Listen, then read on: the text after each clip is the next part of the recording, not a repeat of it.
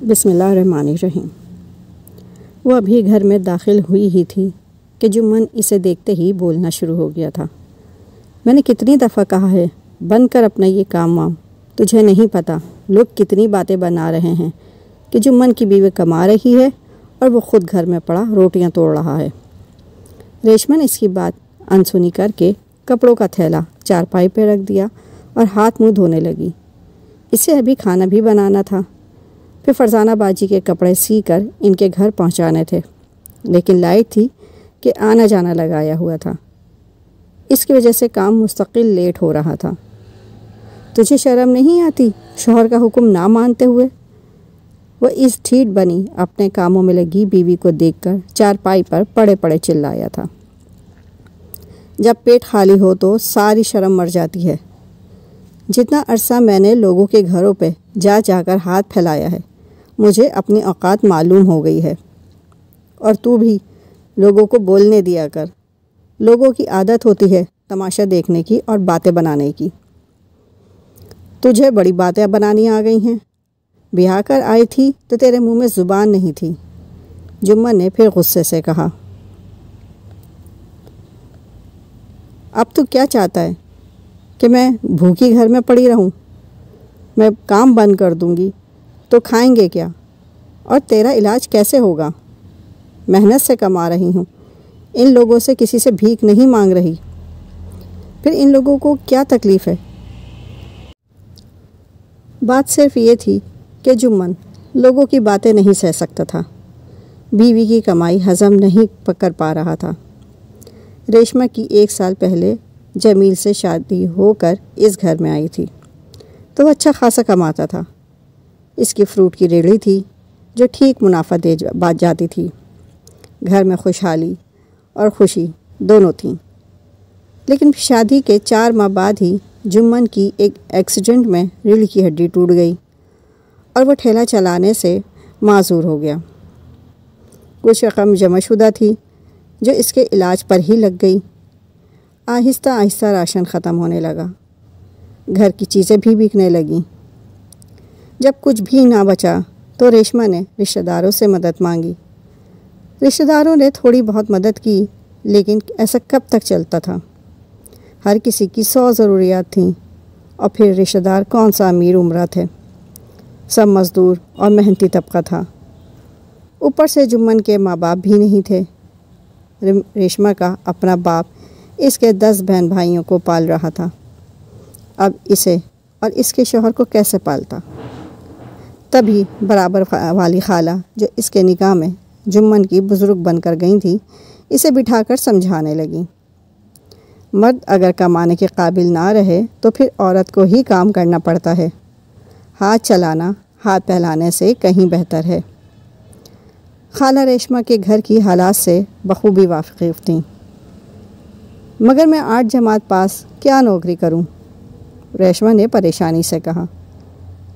کمائی صرف پڑھائی کرنے سے ہوتی تو ان پڑھ بھوکے مرتے۔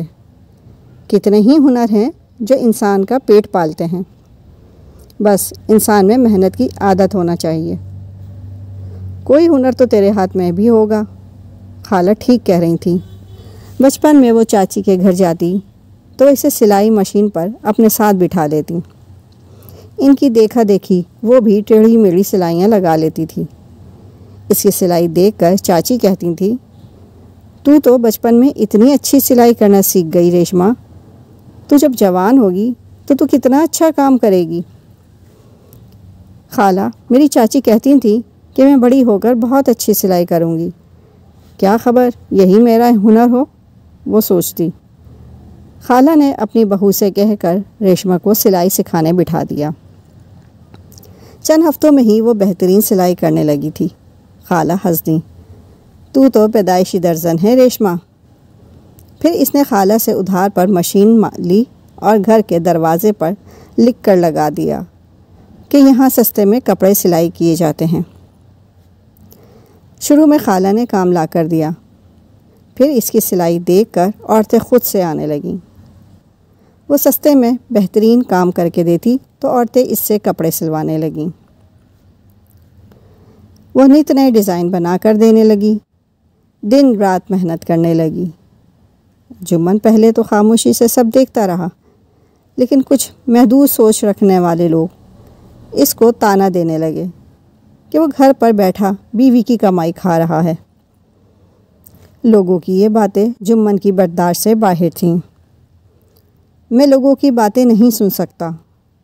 عورت کمانے کے لیے نہیں ہوتی، اس کام کے لیے مرد ہوتا ہے۔ وہ اٹھتے بیٹھتے اسے ٹوکنے لگا۔ ریشما سب سنتی رہتی، لیکن کام چھوڑ نہیں سکتی تھی۔ اسے گھر چلانا تھا، عورت ہو کر گھر کا مرد بننا تھا۔ تبھی پڑوسن خالہ نے اس کے کہنے پر جمن کو سمجھایا۔ جمن ان کو ماں کی طرح سمجھتا تھا، اس لیے ان کی باتیں وہ سن کر مان جاتا تھا۔ لوگوں کے منہ دلیلوں سے بند کیے جا سکتے ہیں۔ جمن، جب مجبوری ہو تو عورت بھی کما سکتی ہے۔ کیا ہمارے دین نے عورت کو کمانے سے روکا ہے؟ نبی کریم صلی اللہ علیہ وسلم کی بیوی ختیجہ تجارت نہیں کرتی تھی کیا؟ جس کام کی مذہب میں ممانعت نہیں، لوگ کون ہوتے ہیں اس پر بولنے والے؟ اور ہم ایسے لوگوں کی باتوں پر دھیان ہی کیوں دیں؟ جو لوگ باتیں بناتے ہیں وہ دوسروں کا بھوکا پیٹ نہیں بھرتے۔ جمن، تیری بیوی گھر کی چار دیواری میں عزت سے کما رہی ہے۔ اللہ نے کمائی کو حلال حرام میں بانٹا ہے، مرد اور عورت میں نہیں۔ جو بھی حلال کماتا ہے سر آنکھوں پر بٹھایا جاتا ہے۔ جمن کو خالہ کی باتوں پر چپ سی لگ گئی، اور اس کی چپ اس دن ٹوٹی جب اس کے دوست آئے بیٹھے تھے۔ ریشما جمن کے لیے دلیا بنا رہی تھی جب اس کے کانوں میں جمن کی آواز آئی، جب اللہ اور اس کے رسول صلی اللہ علیہ وآلہ وسلم نے عورت کو کمانے سے منع نہیں کیا تو ہم کون ہوتے ہیں؟ محنت کے کسی کام میں آڑ نہیں ہے۔ مجبوری میں عورت گھر سے نکل سکتی ہے، پھر ریشما تو گھر بیٹھے سلائی کر رہی ہے۔